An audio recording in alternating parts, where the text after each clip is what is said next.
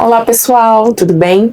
Hoje estamos aqui, mais um episódio do podcast da Escola Florescer da Esperança e nós vamos falar sobre um assunto bem bacana, um assunto que atravessa a vida de todas as famílias. Afinal, a vida das crianças muda, será que a vida dos pais também muda?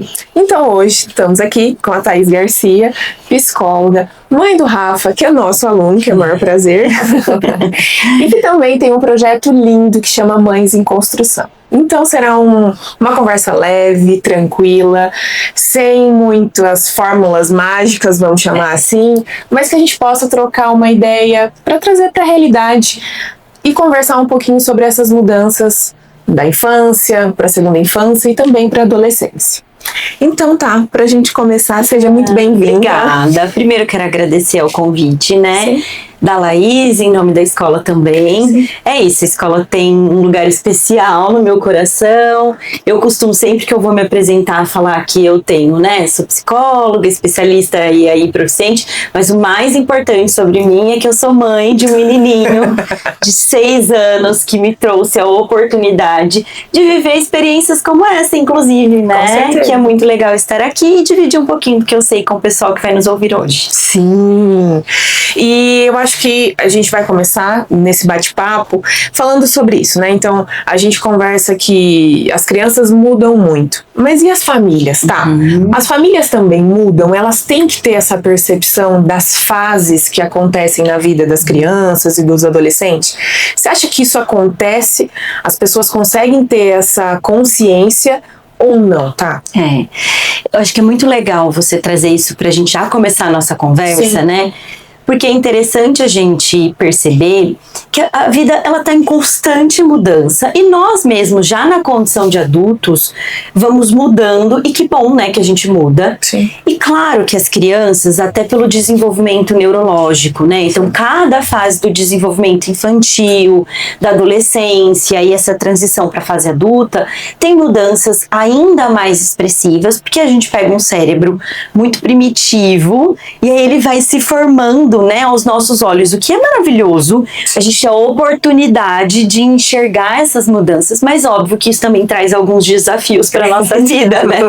Muito. Não vamos ficar aqui só floreando. Pelo contrário. Sim, é lindo, acho maravilhoso ter essa oportunidade, porque de fato é uma oportunidade que a vida traz pra gente, né? Sim. Você assistir um ser humano em desenvolvimento e ter o potencial de colaborar com isso, né? Enquanto escola, enquanto mãe, enquanto profissional, enfim, em várias condições que nós estamos na vida, isso é maravilhoso. Sim. Mas também traz os seus desafios, que a gente vai conversar um pouquinho disso também, né?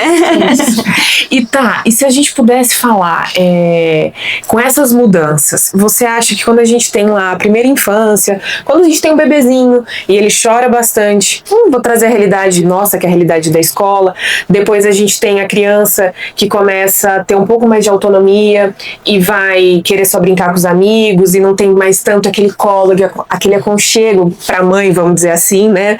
E depois a gente passa pela adolescência, que é uma fase mais difícil, a falta de comunicação, não que a falta de comunicação ela desaparece, mas os adolescentes eles ficam mais monossilábicos, vamos chamar assim, a comunicação já não é mais tão clara, e essas fases e essas mudanças vão acontecendo. Você acha que isso, a família, ela pode entender que é uma perda, que é um luto, Thaís, que acontece? Eu acho que é isso, né? Quando as mudanças acontecem, sem dúvida, existe aquilo que a gente está falando, né? Uma beleza e um grande desafio nisso, assim. Sim. É uma dor e um gosto amargo. Sim. E tem o doce de ver essa evolução. Por que eu quero trazer esses tópicos para nossa conversa? Porque, assim, deve ser desafiador você ter um verão, digamos assim, de um jeito com o filho. O que acontece muitos pais falam isso nessa transição para adolescência, né? Sim. Nossa, mas no verão passado adorava ir à praia, ficar até tarde e tá com a gente, e agora tem que ser assim, arrastado, né? Então é também muito difícil administrar isso dentro dessas famílias que estão começando a enxergar esse filho, essa filha, né? Esse ser que agora habita de uma forma diferente essa casa, de uma forma totalmente desafiadora, porque assim, eu forço, não forço, o que eu faço? Então, para além de pensar na ideia do luto, mas é pensar o que a gente faz com tudo isso, né? Sim. Porque nós também estamos ali precisando nos adaptar e nos modificar de acordo com a fase de vida em que esse filho está. Sim. E o que eu queria, assim, trazer pra gente bater uma reflexão, tá? E trazer um gancho pra esse lado que a gente tá trazendo, é que, assim, as crianças têm esse processo de transição.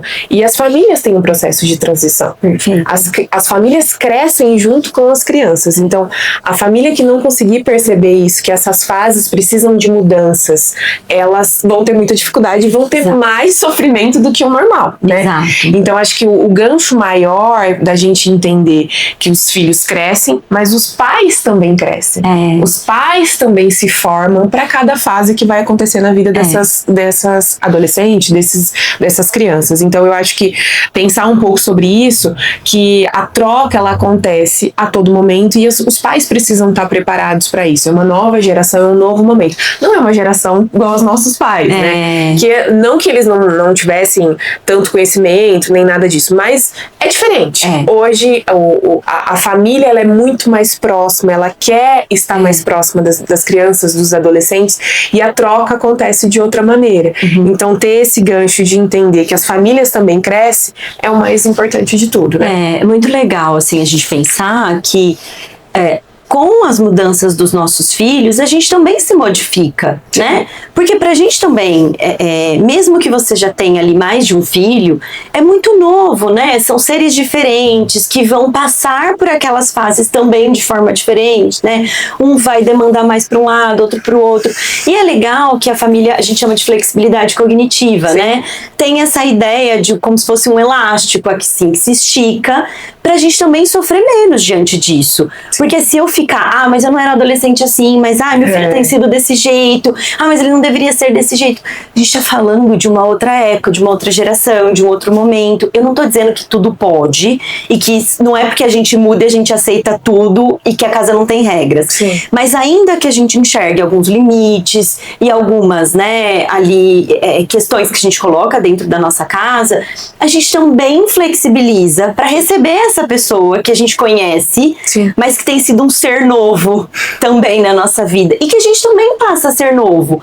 Porque aquela fase de muitas vezes idolatria, de olhar os pais com aquele olhar de só admiração, também é importante para a formação da personalidade do adolescente. Ele questionar, ele conseguir enxergar as coisas de forma diferente. Ou seja, ele também está descobrindo pessoas que habitam com ele na mesma casa de uma forma também nova para alguns momentos, né? E tem um gancho que eu também quero trazer, que existem dois movimentos. A gente tem aquelas famílias que super protegem as crianças, e aí a gente vê que a família tem dificuldade de soltar essa criança para ter mais autonomia, para ter mais independência. E a gente também tem aquelas outras famílias que adultizam demais as crianças, e eles ainda são muito pequenos para entender muito contexto. Ou as crianças, até mesmo os adolescentes. Então a gente vive, às vezes, ali na escola a gente observa muito isso, esses dois extremos. E como que a gente pode olhar para isso e conversar um pouco sobre isso, que as famílias possam entender esse limite?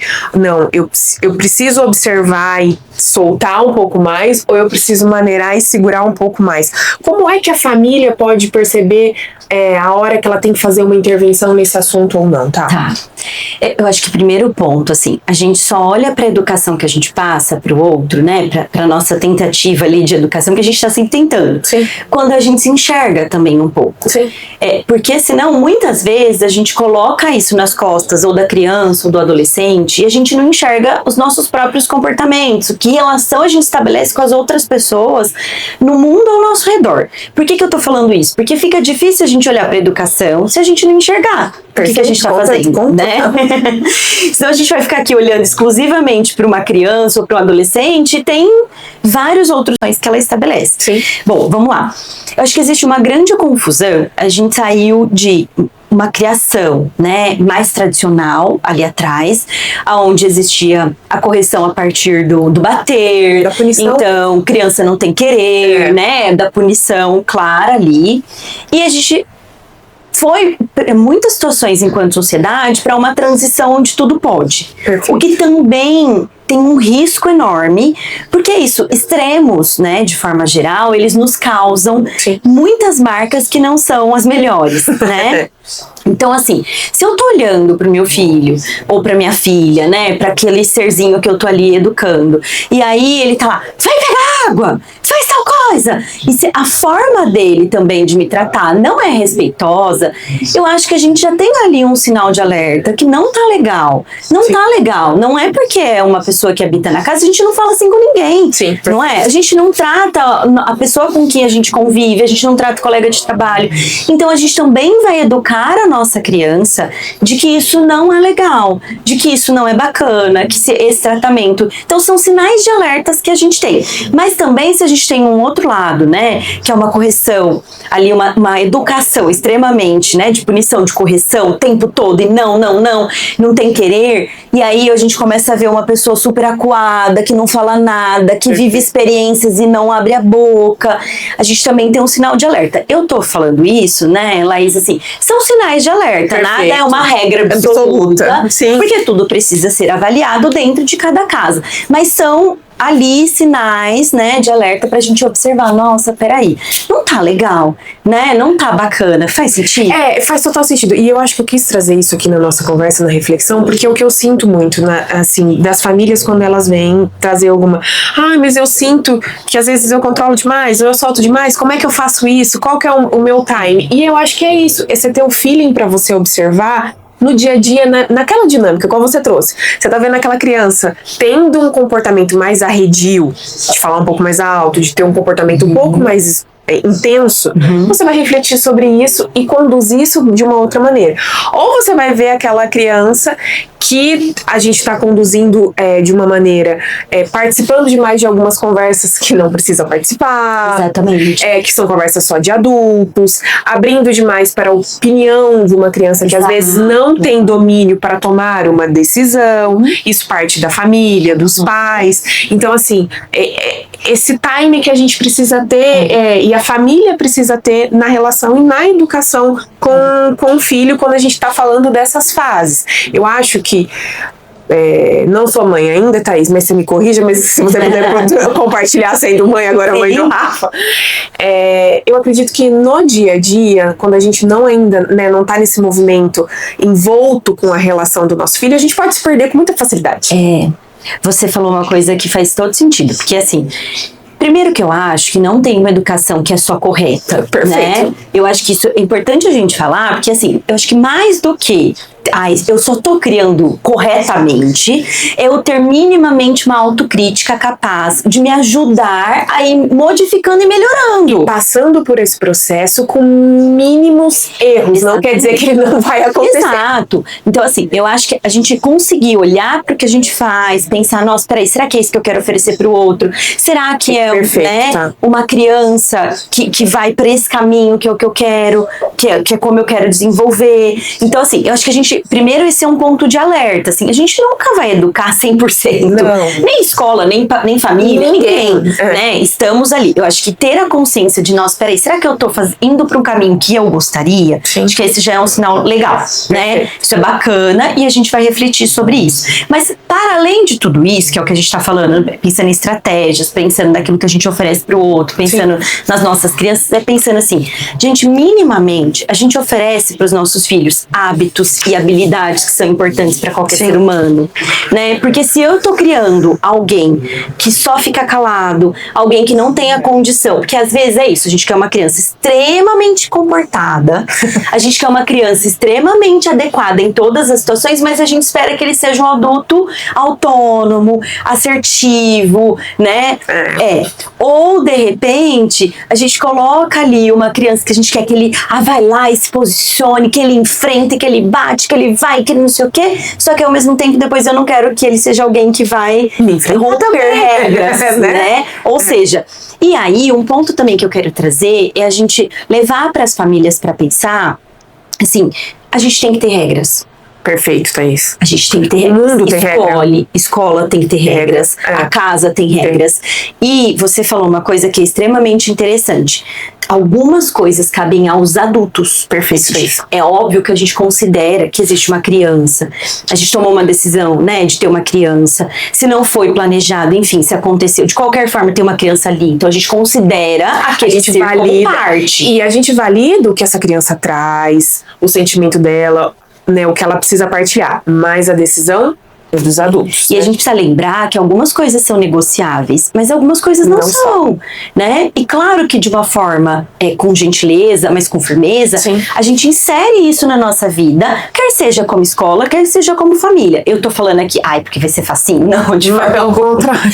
Acho que é desafiador, Sim. mas acho que a vida dos nossos filhos se modifica e a vida também de quem convive com os nossos filhos se modifica ainda mais quando a gente entende o quanto isso é importante estar primeiro na nossa casa para que depois eles levem isso para o mundo externo, né? Acho que você está trazendo isso um ponto importante. O que eu quero do meu filho dentro de casa para depois o que eu quero dentro como indivíduo dentro da sociedade. O que o meu filho está representando dentro do meu lar, dentro da minha casa, para depois eu levar isso para fora no ambiente externo, né? Porque se isso não está inserido no nosso ambiente, na minha casa, como é que eu faço, né? Como é que eu acho que isso vai seguir? Fora que a gente também tem que lembrar que para além de como eu quero o meu filho, é como eu sou. Perfeito. Né? Porque se eu sou uma pessoa ou que maltrata as outras pessoas, ou que fala com algum colaborador, né, ali de casa, ou alguém... Enfim, tem inúmeras situações que antes da gente também olhar para a criança, a gente precisa olhar para o que a gente está fazendo com aquilo, porque a gente pode não querer, mas a gente é exemplo o tempo todo, pro bem, e às vezes não tão, né? E acho que você está trazendo um ponto, assim, a gente está falando muito sobre essa questão, né, das fases, das mudanças, e a gente está olhando para a relação do filho e da família, mas eu acho que tem um olhar muito mais sensível, tá? Que é olhar para o indivíduo enquanto pessoa, pai e mãe. Que esse processo, ele precisa de cuidado, ele precisa de atenção, ele precisa de respeito. Igual a gente disse, eu acredito que errar quanto escola, errar quanto família, isso vai acontecer.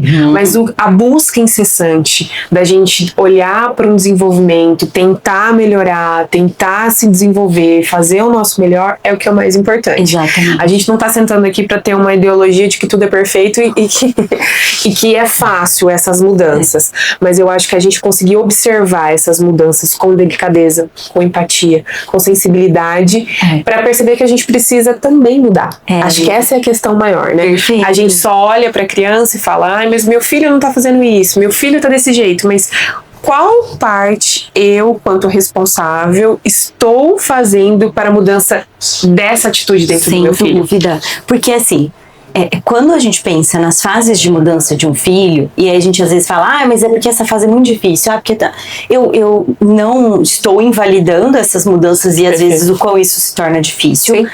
Mas a gente também precisa pensar que às vezes a gente também é muito difícil para essa criança ou para o adolescente. Sim. Né? A gente não é um povo que tá...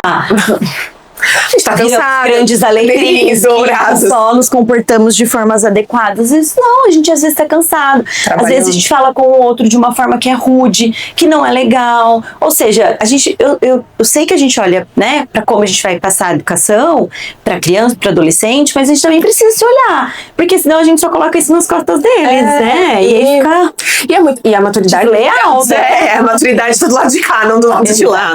Eles ainda estão em formação, né? Exato. Então a gente observa que isso acontece muito dentro da escola. A gente observa lá que a criança chega, ela faz uma birra na porta da escola e a mãe fala, nossa, mas ele só faz aqui, em casa ele não faz. Ou outras situações, né, em determinados momentos. Então a gente pode dizer que essas mudanças são realmente por fases, né, tá? E tem uma coisa no ambiente escolar que a gente acho que vai ser importante, até porque o podcast, né, tem uma relação com a escola. Acho que tem um ponto assim. Primeiro que escola, você lida com coisas que, de forma geral, você é mais poupado. Por que eu quero dizer mais poupado nos outros ambientes? Perfeito. Hoje em dia, as famílias são muito menores, né? A gente não tá falando de famílias, são raríssimas as famílias que têm 5, 6 filhos. Sim. Ou seja, A maioria das crianças tem filho único ou tem mais um irmão, estourando 3 filhos, vai.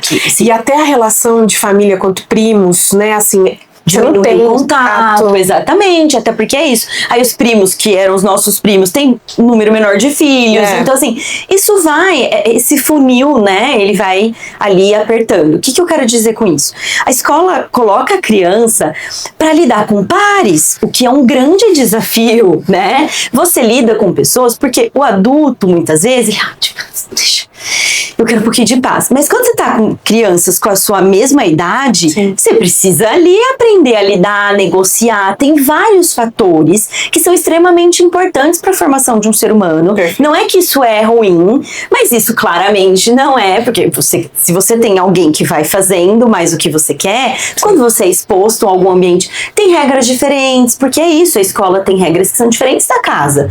Ainda que os 2 ambientes tenham regras, são regras diferentes, tem horários diferentes, né? E eu acho que a criança, dentro do ambiente escolar, ela é desafiada constantemente, não só cognitivamente. A gente sai do papel cognitivo de aprendizagem e vai para a aprendizagem emocional, se a gente vai olhar pelo que a gente está conversando agora.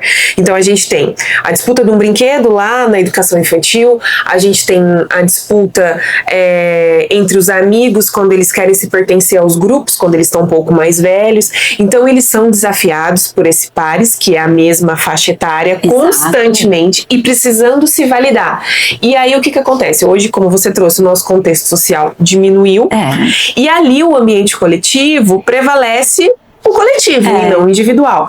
E é realmente uma dificuldade muito grande das famílias e das crianças por passar por esse processo. Mas o quanto isso é rico, Thaís, o quanto isso é especial, e é a escola que ajuda nesse processo. Porque aí a criança vai passar por aquilo, como que ela vai passar por isso? Aí vai ter uma professora que vai conduzir N questões, mas ali que ela vai ser desafiada, porque dentro do nosso contexto familiar, a gente acaba diminuindo isso, porque isso está um pouco mais pronto dentro de casa de como era. Hoje, dentro da escola, é o ambiente que eles mais têm com a relação maior entre os pares deles. Exato, visto o quanto isso, né, a falta do ambiente escolar, e não tô dizendo que é uma regra e cuidado, a gente não tá questionando isso, porque tem, hoje em dia, várias questões, a questão é o quanto o ambiente escolar vai impactar de uma forma, muitas vezes, né, na maior parte das vezes positiva, que em época de pandemia a gente viu o que aconteceu, né? As crianças foram retiradas da escola. E quantas coisas depois nós tivemos que vivenciar. E estamos vivenciando ainda. Estamos resgatando muita coisa que foi perdida nessa época. Exatamente. A gente não tá falando aqui, né, Laís, do ponto de vista de algumas situações que são especiais. Crianças que vivenciam coisas que não são legais. E aí são casos, né, à parte. Mas de forma geral, mesmo que a criança faz esse movimento de não quero entrar, ele só faz isso aqui. É isso, tem vários gatilhos que são vivenciados de uma forma extremamente importante naquele ambiente, e que a criança, a gente também tem uma tendência, né, achar que o outro não dá conta de passar por aquilo. Até porque o sofrimento, né, de filho é uma coisa que dói muito na gente. E aí é muito comum que passou 5 minutinhos do que aconteceu, aí você recebe uma foto, alguém fala, ficou super bem, não faz mais nada. E acho que esse é um diferencial da escola, da forma que você vai acolher isso. Porque a dor, ela vai acontecer, né, Thaís? É inevitável. E ela vai acontecer em algum processo dentro da escola. Mas a forma como ela vai ser acolhida, ser olhada para tudo isso, ser explicada, conduzida tanto dentro da escola quanto para a família, que é o diferencial. E por isso que a gente sempre precisa procurar um ambiente, né, escolar que faz sentido para aquela família. Porque aí você vai precisar confiar que outras pessoas vão manejar as emoções daquele ser que você mais ama no mundo, né? Você vai precisar confiar que uma outra pessoa tenha condições de fazer algo que só a gente acha que consegue, né? E eu acho que permitir com que essa troca aconteça também não é fácil, né, Thaís? Você deixar com que o outro confie e ver com que a sua criança está confiando em outra pessoa, também é um processo bonito, mas é um processo também doloroso. Mas eu acho que isso é a parte mais rica que a gente vivencia de dentro da escola. Quando a gente ganha a criança e a família. Essa é a melhor parte que a escola tem. Sem dúvida. Porque quando a gente constrói essa relação de segurança e a gente vê com que a pessoa que às vezes tinha uma fragilidade, ela consegue fazer esse movimento, isso é muito gratificante, porque a gente consegue passar pelo processo com muito mais tranquilidade e facilidade. Né? E às vezes só um alerta também, não que é isso, a gente tá falando de vários pontos que podem ser, né, essas dificuldades que você colocou. Mas às vezes a criança tem uma reação frente também à nossa angústia. Perfeito. De deixá-lo ali, né? Talvez tenha as nossas próprias crenças, algumas pessoas sentem que estão abandonando o filho. Enfim, tem aí diversas questões internas que a gente também precisa cuidar. Não que seja uma culpa do pai e da mãe, porque de forma alguma a gente quer fazer isso de forma proposital. Sim. Mas às vezes esse nosso sentimento de insegurança do que a gente está vivendo e deixar a criança ali, tudo isso que a gente tem também é uma reação que a criança tem frente àquilo que a gente está sentindo, né? Sim. Então eu acho que a gente precisa olhar para tudo isso, pensar, tá, o que tá fazendo sentido aqui na minha casa? E aí, eu vou precisar de ajuda ou não? Ou eu vou até a escola e peço ajuda da escola para manejar isso? Porque a escola vivencia isso com várias crianças. E eu acho que você tocou num ponto que também é importante. Essa abertura que a família precisa ter, de, às vezes, trazer para a escola aquela angústia. Às vezes a família demora muito para trazer uma angústia, e eu sempre digo isso para as famílias: não demore. Aquela história, pecar pelo excesso do que pela falta.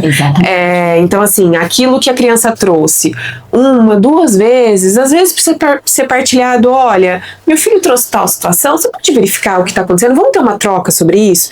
Às vezes a família demora um pouco, e aí a criança tá levando demais, a hora que a gente vai olhar para aquela situação, tá um pouco maior daquilo que às vezes a gente poderia ter agido e feito alguma intervenção com mais antecedência. Então é um cuidado que a gente sempre fala. A gente escuta muito. Hoje a família e a escola tem uma relação muito próxima, e é uma relação de troca. Ela precisa vir dos dois lados, não só a escola levar as questões que ela observa para a família, mas a família trazer para a escola aquilo que ela observa. Então essa troca ela precisa acontecer constantemente. E é muito legal, né, Laís, que a família e a escola possam ter essa interação. Sim. Porque assim, a criança passa um tempo muito grande no ambiente escolar, né? Se aquele ambiente, é claro que é isso, tem dias que são mais estressantes mesmo para eles, porque tem mais demanda, porque teve mais atrito. Essas coisas acontecem, né? Sim. E ok, também faz parte da vida, né? A gente também aprende a partir de algumas coisas que vão acontecendo ali naquele ambiente. Mas se a família tem essa interação, para escutar o que a escola tem para dizer, para pedir, fica atenta em tal coisa. Então essa relação faz uma dança ser, nesse sentido, muito mais saudável. Mais harmônica, né? Exatamente. Do que se a gente vai só deixando. E aí, aquela coisa vai estourar. Sim. E aí o quanto depois aquela criança ou adolescente acaba enfrentando essa dificuldade de uma forma muito mais intensa. E eu acho que é legal a perspectiva, muitas vezes, não quer dizer todas as vezes, mas a relação que a escola observa de uma criança da relação que a família tem de uma criança. Pode ser que em algum contexto seja diferente, porque ela está num ambiente coletivo, né, com outras relações. Então, às vezes a gente tem uma percepção diferente da percepção da família. E não que tenha certo ou errado, mas é uma percepção às vezes um pouco diferente sobre alguma determinada situação, e que a gente precisa às vezes ter uma troca.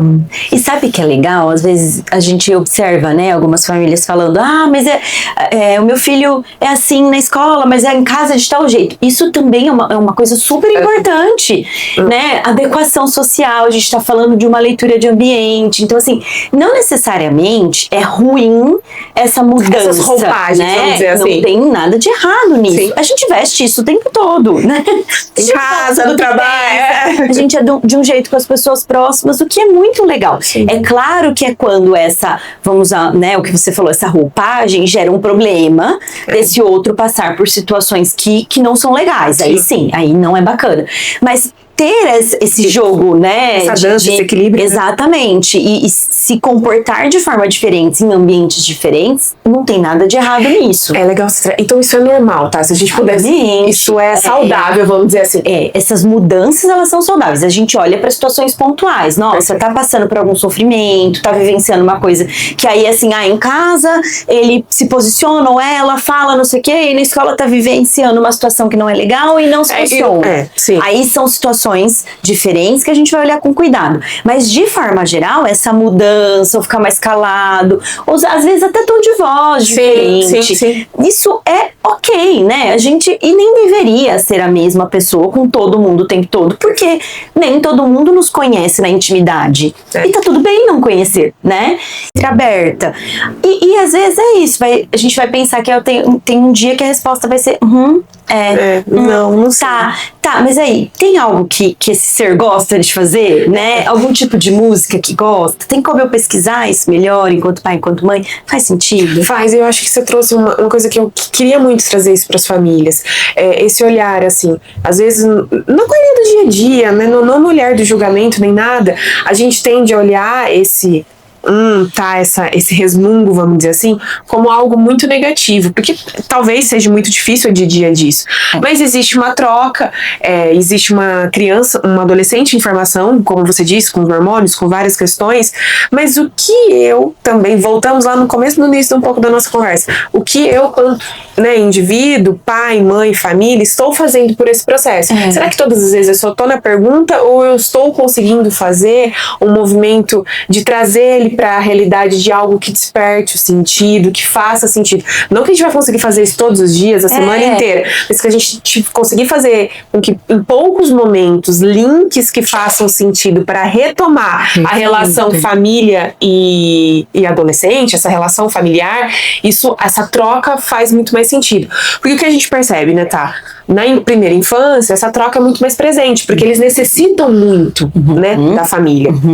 Isso vai devagarzinho dando uma afastada, que acho que é natural e é importante para a relação do pai e da mãe. Exato. E para a relação da criança. Só que aí a gente chega na adolescência, a relação talvez fique afastada demais, e a família quer retomar isso. E aí aquele próprio indivíduo está em outro processo diferente do da família. Exato. E a gente precisa desses links, né, tá? E eu acho que às vezes, assim, a gente assumir a ideia de que a gente vai ser chato. Então, assim, eu já ouvi muitas vezes, mas o meu filho não quer mais ir jantar fora com a família, não quer mais ir em viagem de família. Algumas coisas, assim, vai. É isso aí. Mas aí vai e fica emburrado. Aí, assim, coisa a gente fala, vai. Outra coisa a gente esperar que ele vá sorrindo. Vai, e aí a gente vai dizer, olha, fulano, você vai estar aqui, sei lá, por uma semana ou por uma noite.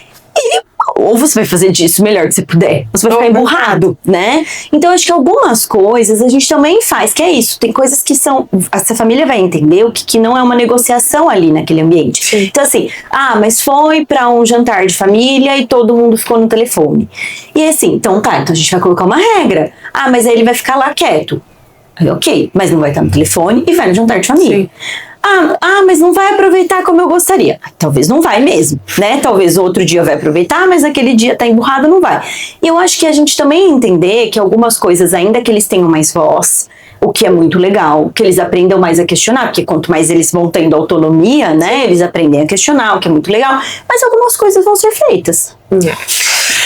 E tá, mais uma pergunta, assim, que a gente tem um vilão nas nossas vidas, né? Que é a tecnologia, que é o celular. Na verdade é um vilão, mas é um mocinho também, tem coisa boa, né? Mas hoje existe uma relação, assim, muito difícil com os usos das telas, de tecnologia na vida, tanto das crianças menores, quanto dos mais velhos. E aí, assim, qual é a dosagem disso? O que a gente pode falar para as famílias em relação a isso? Porque é uma coisa que a gente vê muito real hoje. O quanto cresce cada vez mais essa relação da tela na vida das pessoas, né? É muito bom você trazer isso, porque assim, tá aí, os nossos filhos vão conviver, não é uma opção, né? A vida deles eles já nasceram frente a tudo isso, ou seja, eles não conhecem uma infância sem a tecnologia, né? Não conhecem a vida dos pais sem a tecnologia, porque quando eles nasceram a gente já tinha celular. Sim. Ou seja, eu acho que esse é um ponto, assim. Pra gente falar de tecnologia numa casa, a gente sempre precisa olhar primeiro para os adultos envolvidos. Sim. Antes da gente começar a gravar, a gente tava falando, né? O quão difícil e desafiador foi pra mim, por exemplo, não ter uma televisão ligada o tempo todo, se eu venho de uma criação que televisão era uma coisa muito normal, livre, digamos assim, né? Ou seja, se eu queria mudar isso na minha casa com o meu filho, eu precisei abrir mão disso, né? Não adianta eu virar para ele e falar, desliga essa televisão, e nananã, e nananã. E eu tô lá na maior parte do meu tempo com o celular na mão, ou assistindo alguma coisa. Então, assim, eu sei que é delicado, eu sei que muitas vezes eu já ouvi isso, mas eu trabalho o dia inteiro, aí eu quero ligar. Mas a questão é, difícil você colocar pro outro uma regra que muitas vezes a gente não segue, né? Então esse é um ponto de atenção, assim, a tecnologia, ela tá na raiz das famílias, não é só da criança e do adolescente. Perfeito. E aí fica cada vez mais delicado a gente falar pro outro, não use para uma criança, para um adolescente, se a gente tá sempre com o celular na mão. Então acho que esse é um primeiro alerta que a gente precisa trazer para as famílias. Como é que tá o uso da tecnologia na casa? Na realidade de cada família, né? Exato. E eu tenho, assim, uma percepção, tá? Hoje a tecnologia tá aí, não é só para as crianças, como a gente tá dizendo, para todas os adultos também. Mas eu tenho uma grande percepção, assim, aí levando pra vida pessoal de todo mundo. A gente tende a esquecer de coisas importantes do dia a dia. É óbvio que nós estamos falando isso o tempo inteiro. Nós temos uma vida super agitada, o trabalho o dia inteiro, ainda mais com 2, 3 crianças dentro de casa, a rotina de fazer a comida, organizar isso, organizar a roupa que vai pro dia pra escola, a lancheira, enfim, vários contextos. Mas a gente precisa separar um tempo para aquilo que é mais simples.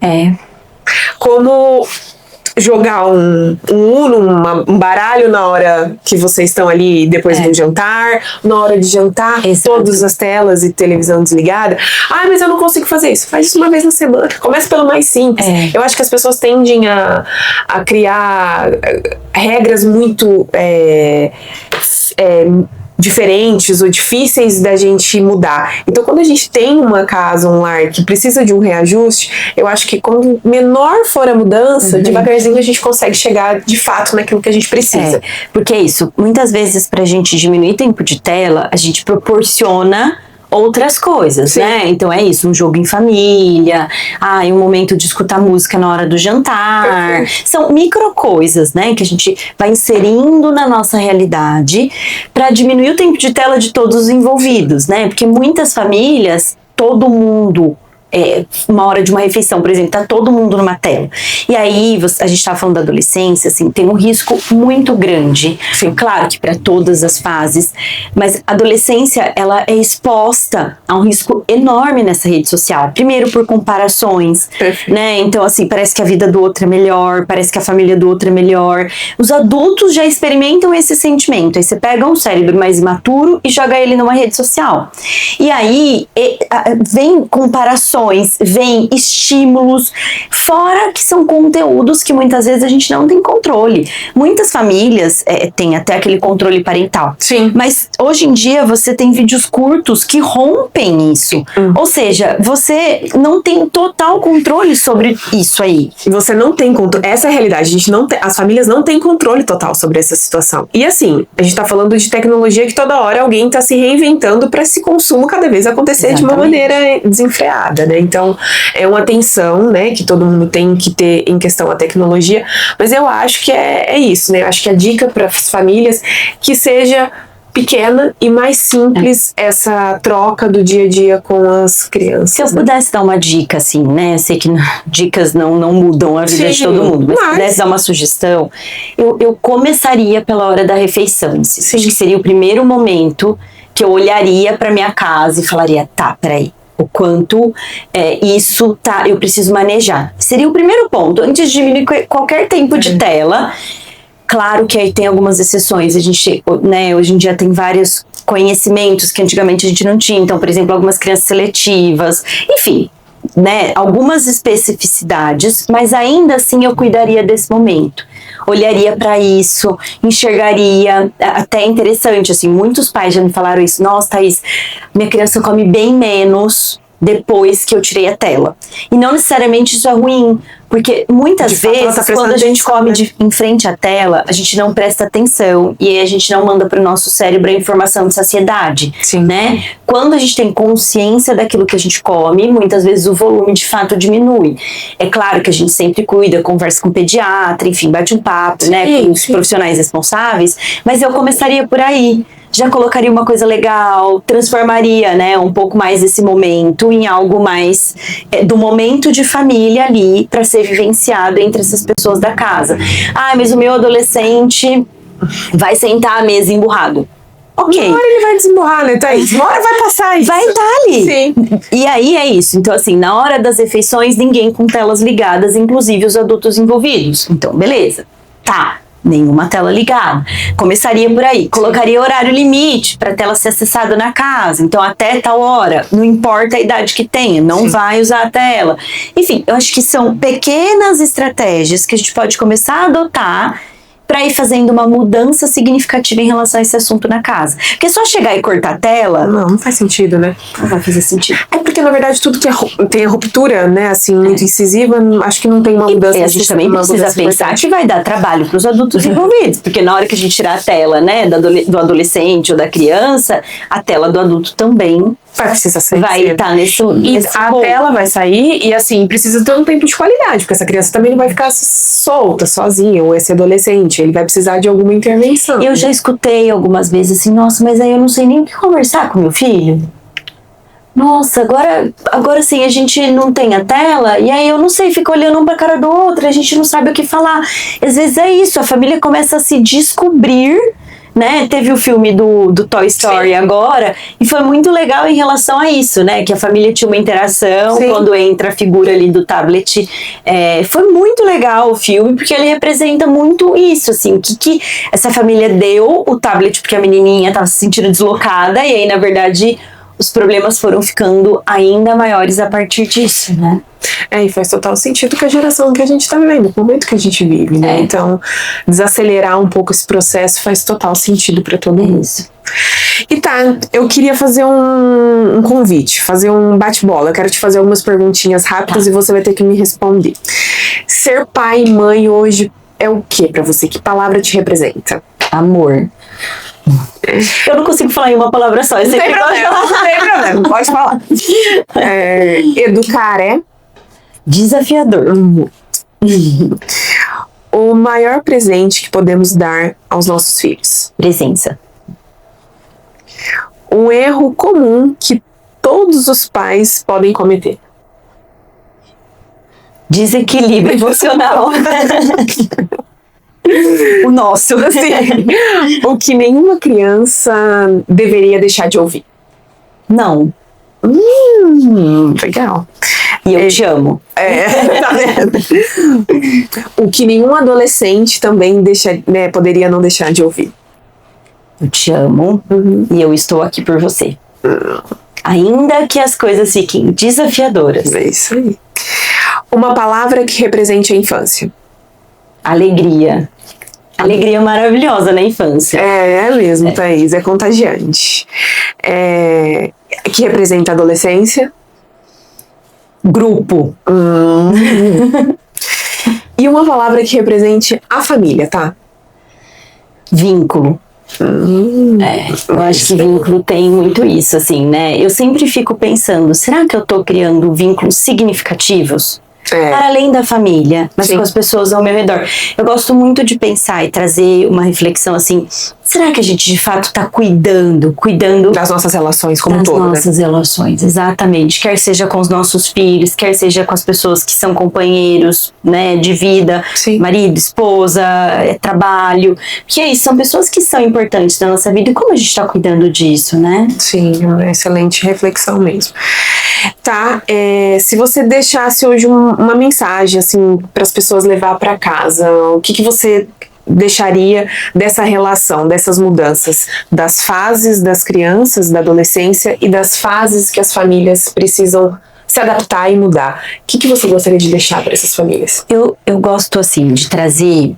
Eu sei que nem todo mundo tem o tempo e à disposição, né? Mas eu acho que hoje em dia, pensando nos benefícios da tecnologia, conhecimento muda a forma como a gente se relaciona com algumas coisas. Porque, por exemplo, quando a gente tem de formação de cérebro, eu não estou falando que nunca tem um problema, mas eu estou dizendo que a minha compreensão para o que o outro faz, ela é muito mais acolhedora e significativa. Então, assim, eu acho que estudar, ou pelo menos buscar, tem podcasts que são coisas gratuitas que as pessoas podem acessar. Deixa eu fazer propaganda do meu podcast. Isso, fica à vontade. Acessem lá o Mães em Construção. A gente fala de formação de cérebro, inclusive, também. Sim. Porque eu não acho que isso protege a gente, né, de dificuldades. Isso ajuda, né, tá? Mas nos ajuda e nos traz informações. Então, assim, gente, não deixem de ler. Não deixem de ler os pais, não deixem de ler para os filhos, né? Porque isso traz informações que são extremamente valiosas para uma família. E aí dá arsenal, dá informação para que a gente possa lidar de uma forma mais adequada. Sim, e eu acho que, para encerrar, assim, esse bate-papo, essa conversa, eu acho que é uma coisa que todo mundo sabe, mas de fato tornar isso real. Ninguém nasce sabendo ser pai e mãe e nem passar por todas as fases ileso. Não. Então, chega a ser uma ingenuidade a gente achar que a gente vai botar uma criança no mundo, parir um ser humano inteirinho e a gente vai continuar sendo a mesma pessoa, né? Sim. E na verdade, não acho que é legal, eu acho que é muito bonito a gente ser diferente nas estações diferentes da vida, né? Porque é bacana a gente se modificar conforme a vida passa.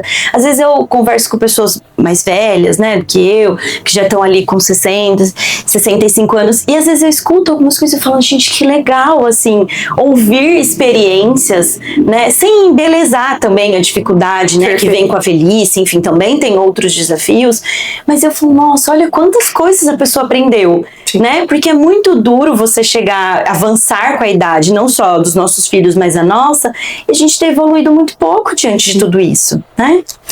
E passar com sabedoria, com leveza pelos processos, né, Thaís? Então eu acho que, pra gente finalizar, assim, as crianças mudam, os adolescentes mudam, e as famílias mudam constantemente com a evolução das nossas crianças. E que bela oportunidade de vida que a gente tem para fazer essa mudança na nossa vida de crescimento. Então, eu quero agradecer. Foi um bate-papo gostoso, leve, com várias reflexões importantes para o dia a dia da vida das pessoas. Foi uma oportunidade maravilhosa. E eu agradeço pela parceria, de sempre, pela confiança na escola em todos esses anos que você está com a gente, como mãe. Já foi na escola fazer palestra, já fez um monte de movimento com a escola, então eu agradeço mesmo de coração, tá? Eu agradeço muito o convite, sabe que eu adoro falar, né? E pra quem não sabe, eu e a Thaís, a gente se conhece, a gente estudou junto, né, Thaís? A gente é amiga de infância. A vida depois foi seguindo outros caminhos, nos reencontramos, né? Aí quando o Rafa entrou na escola, enfim. Então é isso, eu quero agradecer e quero dizer para as pessoas, vai que elas têm dúvidas e querem colocar aí coisas que a gente poderia, quem sabe, uma próxima vez gravar de novo. Eu já quero voltar aqui, gente. E terão outras, com toda certeza. Mas é isso, se vocês tiverem alguma dúvida, né, se quiserem nos procurar, mandar alguma coisa, estamos aí à disposição, né? O Instagram da escola tá aberto e a gente faz esse movimento de esclarecer as dúvidas da família com o maior prazer do mundo. É isso, o meu também, né, eles vão marcar aí no Instagram, então se vocês precisarem, entrem em contato. Sim, então até a próxima e logo verão outros convidados para que a gente possa levar informação para as famílias de qualidade, para que a gente possa cada vez mais crescer dentro da escola com as nossas crianças e fora da escola para vocês como pais e como famílias da escola. Tchau, gente. Até mais. Até.